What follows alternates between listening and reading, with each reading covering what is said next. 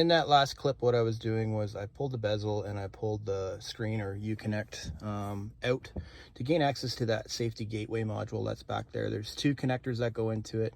I bought a bypass cable where you unplug the safety gateway module, you plug it into this, which then is into an OBD port. So then you can program onto the, as far as I know, the CAN system. So you can control different items in the body controller.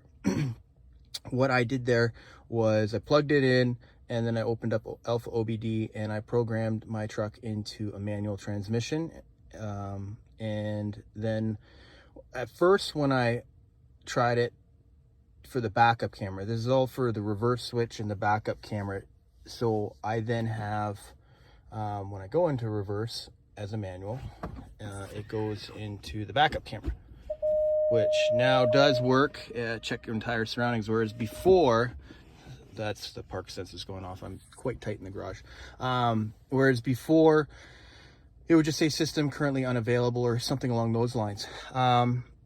Once that I programmed it, my sensors worked, but the camera wouldn't work until at least another drive cycle, or key cycle, I should say. So I got in, drove the truck, came back, and I had the truck off.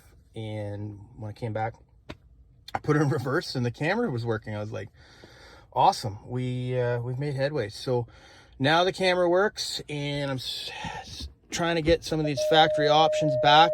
I am getting more and more excited about that. Next is to have the whole start work again, off the push button. That looks like it's going to be a complete replacement of the radio frequency hub. I guess there's a pin that is missing on the factory autos that the 2015 manual push buttons had. So I got in touch with a guy in the States, and he knows a lot of information about these. So he kind of guided me in the right direction, gave me part numbers. So big help there. But that is still on order with Chrysler. Once I get that, I'm going to pull that and program it, and we'll see what we got. For now, I am just jumping the starter on pin 87. Just to get this thing running. I've been driving it. I put probably 600K on it so far. No real issues that are too crazy. A couple things, kinks I want to work out, but we're making headway.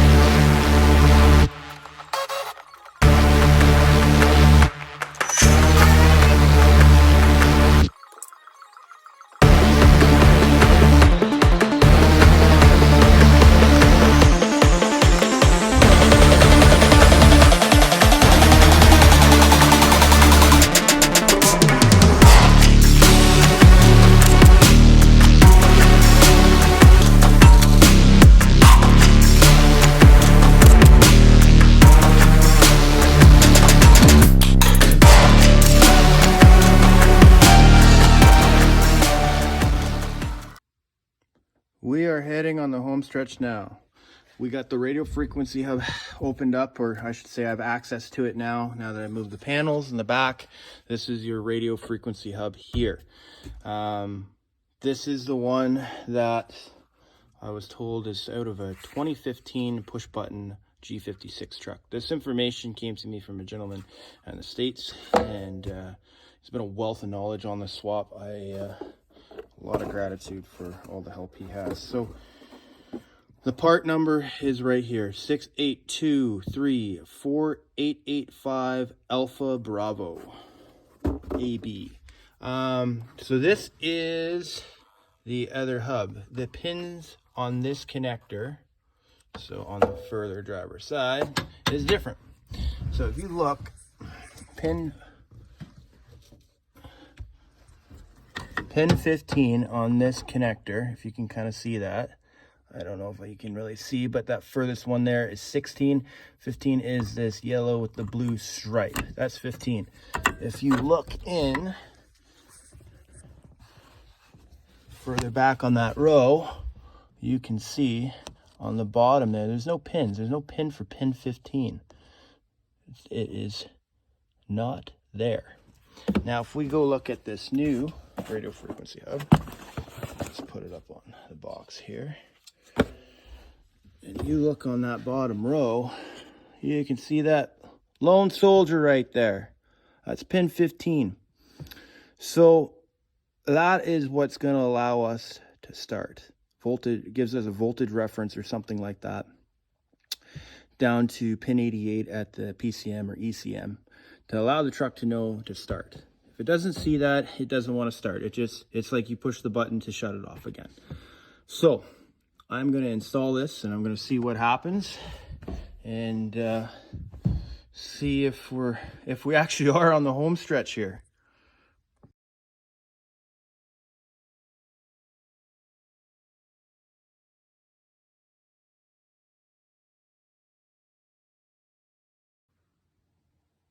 Starts and runs just like a factory truck with a manual would now, with that new RFH in. So what I did was pin 15, I did it a little differently. There's a wire that goes in pin 2 that's also yellow and blue. I couldn't locate where the end of pin 15 was, and I didn't want to waste my whole day on it. So what I did is I just removed that pin, and I removed pin 2 because pin 2 is no longer on the new RFH module, and that would have been for your park. So I moved that over into pin 15, and I then wired that into where it goes down to pin 88 and the PCM or ECM. Now that also is your yellow with blue striper that goes to pin 4 on what would have gone onto the valve body solenoid on the automatic. So then what I did was plug in the new RFH. You can't turn the truck on. It will not read accessory. So you have to program a new key.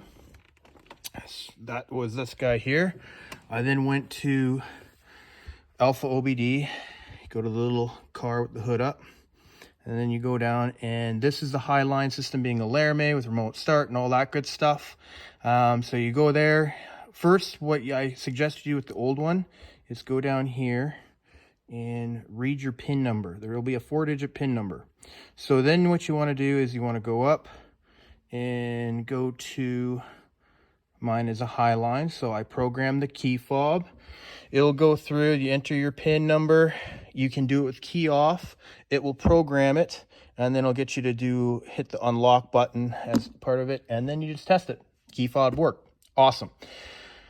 And that, again, was with the new RFH plugged in.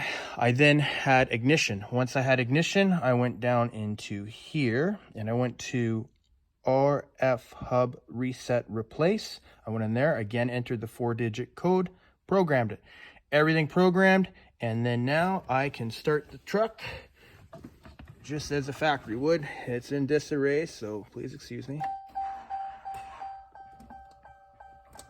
And just the TPMS, I haven't driven it yet, so it's flashing. Apparently the sensors will pick it up. Oh.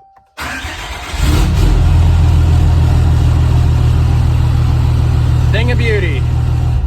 So the only thing I will note is I'm pretty sure when it was automatic, you just push it once and it would crank over. Now you have to like hold it.